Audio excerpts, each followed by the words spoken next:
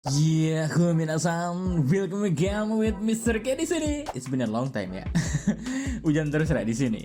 Oke, tanpa cing-cing yang jelas, monggo enjoy spy long time yang bakal Mr. bawain ini, oke? Let's go.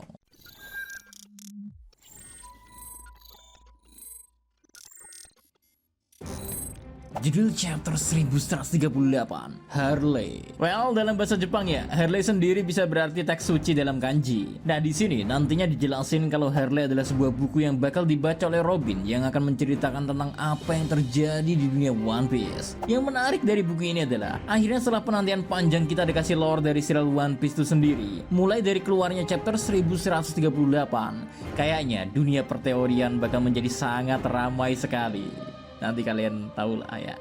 Lanjut ke bagian cover story, perjalanan Yamato yang udah memasuki volume 24 yang nantinya akan menampilkan Yamato dan timnya menemukan Wushu di markas rahasia. Dia mengenakan pakaian khas Wano Kuni tapi tetap pakai topengnya dan terlihat sedang minum bersama anak buahnya serta beberapa geisha. And now masuk ke menu utama, di mana cerita langsung melanjutkan dari chapter sebelumnya. Loki yang masih sadar menatap Shamrock dengan ekspresi penuh kebingungan dan bertanya, kenapa wajahmu mirip banget sama bajak laut Red Hair Shanks? Bukankah Tenryubito dan bajak laut itu dua hal yang berlawanan?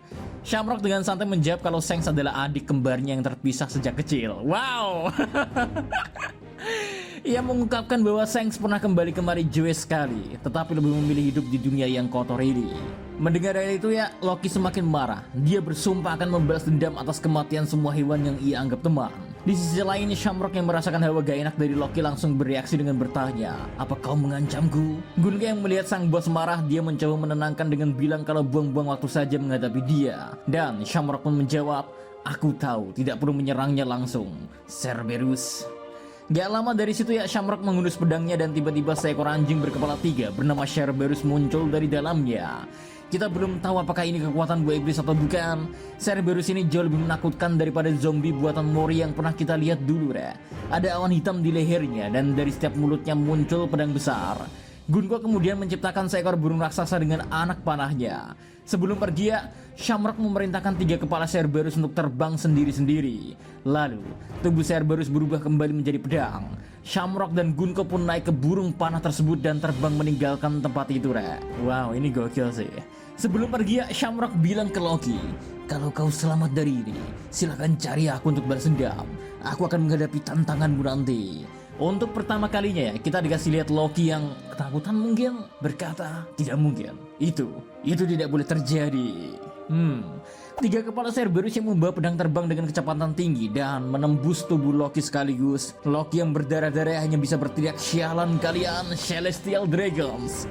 Gak lama saat mereka menjauh dari Underworld ya, Shamrock berbicara dengan Gunko. Menekan mereka sekarang akan sulit. Kita mulai dengan menangkap anak-anak dulu. Panggil satu orang lagi. Gunko hanya menjawab, baik, siapa yang kau mau? Kayaknya satu anggota Holy Knight akan datang membantu, Rek. Mawon bergeser ke Aurus Castle, di mana Luffy dan kawan-kawan masih berbincang dengan para penjaga raksasa yang ia temui di chapter sebelumnya. Namun, Our Bakasenjo langsung marah saat mendengar mereka mengatakan kalau Shanks lah yang menyerang mereka. Soalnya, menurut Luffy ya, tidak mungkin Shanks tidak akan melakukan hal seperti itu. Dia orang yang keren dan punya kehormatan. Sambil tertawa ya, Nami berkata, kau benar-benar percaya sama Shanks ya? Dengan yakinnya Luffy membalas, tentu saja Nabi. Kalau ada yang bicara buruk tentang Morimere, kau juga pasti marah kan? Kesal dengan balasan Luffy, Nami bilang kalau itu Belmer dasar bodoh. Para raksasa kemudian mengatakan bahwa mungkin orang yang menyerang mereka hanya mirip Shanks atau bisa jadi saudaranya. Luffy jelas kaget, Rek. Shanks punya saudara. Aku cuma bisa bayangin kalau dia pasti orang baik. Tapi Shanks gak pernah bercerita soal keluarganya. Seingatku dia sudah ikut kapal bajak laut sejak kecil.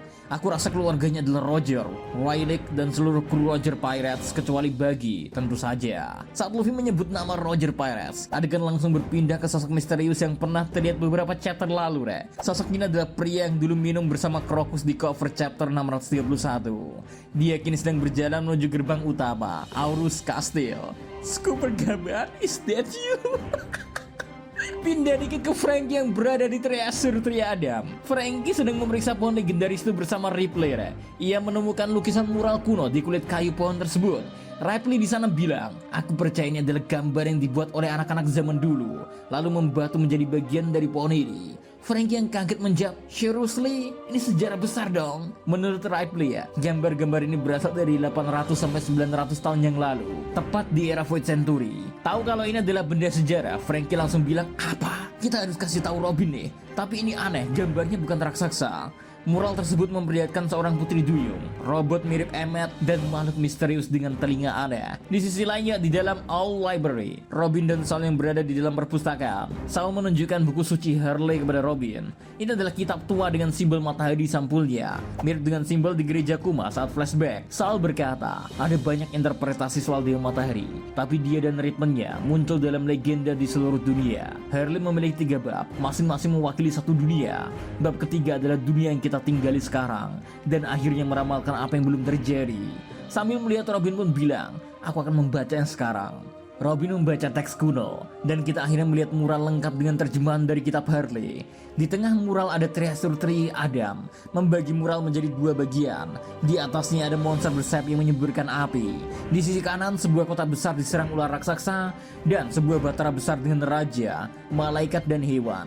Ada juga bulan dan orang-orang yang melakukan persembahan, mirip dengan gambar yang El temukan di bulan. Di sisi kiri ya, pertempuran besar. Nika atau Joy Boy melawan iblis bersayap yang memegang matahari. Nika bertarung bersama raksasa bertanduk, samurai, Lunarian, Minx, putri duyung dengan hewan laut, malaikat, robot mirip Emmet, dan armada manusia, termasuk kapal mirip mirip Alabasta lah ya.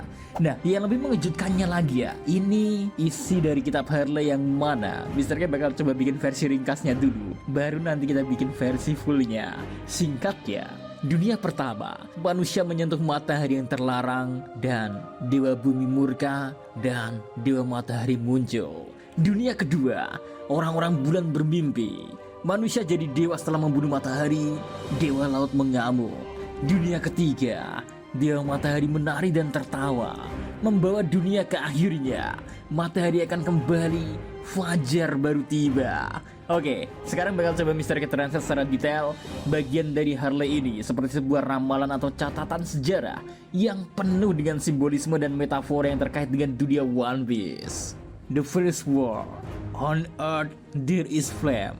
Dunia dipenuhi dengan api, mungkin melambangkan peperangan besar atau kehancuran awal. Mankind overtaken by desire, touched upon the forbidden sun. Manusia menjadi serakah dan mencoba menyentuh matahari terlarang. Bisa jadi ini adalah referensi ke Nika, Joy Boy, atau sesuatu yang berkaitan dengan kekuatan besar yang tidak boleh disentuh. The enslaved pray, orang-orang yang diperbudak berdoa mungkin karena mereka mencari pembebasan.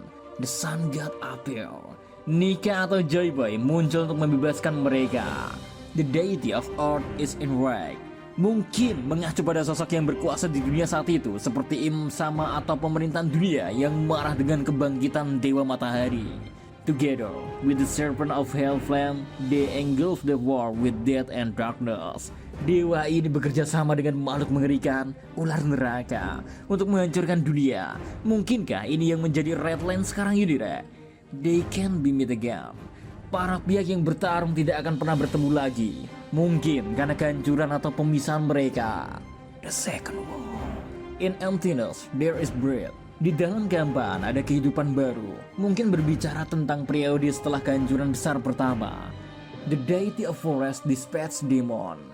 Dewa hutan mungkin adalah sosok yang berbeda yang mengiringkan iblis atau makhluk penghancur. Ini bisa menjadi referensi pada keberadaan ras tertentu atau buah iblis Zuan yang memiliki bentuk iblis. The sun did nothing but spread seeds of war. Matahari yang sebelumnya dianggap sebagai penyelamat justru menciptakan peperangan. Ini bisa merujuk pada pertempuran berkepanjangan setelah Joy Boy pertama. The people of the half moon saw a dream. The people of the moon saw a dream. Mungkin merujuk pada ras di bulan, Birkan, Sandorian, Skypian, dan para Di yang hidup di dunia bawah. Mereka memiliki mimpi atau harapan. Man became gods after slaying the sun. Mungkin menggambarkan bagaimana pemerintahan dunia terbentuk setelah mengalahkan Joy Boy dan mengambil alih kekuasaan menjadikan mereka dewa, termasuk yang sama sendiri. The deity of the sea rampage. Dewa laut, mungkin Poseidon atau Neptunus mengamuk. Bisa jadi ini merujuk pada kehancuran dunia akibat ancient weapon Poseidon. They can be met again. Peradaban ini pun musnah atau tercerai-berai sehingga mereka tidak dapat bertemu kembali. The third war. In chaos there is void. Dunia saat ini dalam kekacauan kacau sekacau-kacaunya, tetapi ada kekosongan yang tersisa, mungkin merujuk pada Void Century. The Troubled Shadow remembers the promised die. Bayangan yang bermasalah, mungkin dia atau Joy Boy baru, mengingat janji yang dibuat di masa lalu. And listen to the sound of the fragment moon. Ini bisa merujuk pada rahasia yang tersimpan di bulan, atau sesuatu yang berkaitan dengan sejarah yang terpecah-pecah. The Sun God Dance and Love. Nika, Lufia muncul kembali dengan tawa dan tarian khasnya, menandakan kebangkitan dari sebuah harapan, leading the world to its end. Ini bisa berarti kehancuran sistem lama, pemerintahan dunia. The sun will return, and so comes a new morning. Matahari akan kembali bersinar dan era baru akan dimulai. They will meet again. Akhirnya mereka yang dulu terpisah akan bertemu kembali. Mungkin ini merujuk pada reuni Klandi yang membantu the first Joy Boy, atau ras yang terpisah selama ratusan tahun lamanya atau ribuan mungkin. Oke, itu dia terkait spoilernya deh, seru kan? Jadi gak sabar bisa baca untuk web kesayangan besok, oke? So, see you next time. Adi Sekaremelo, stay everyone, salam Animedia.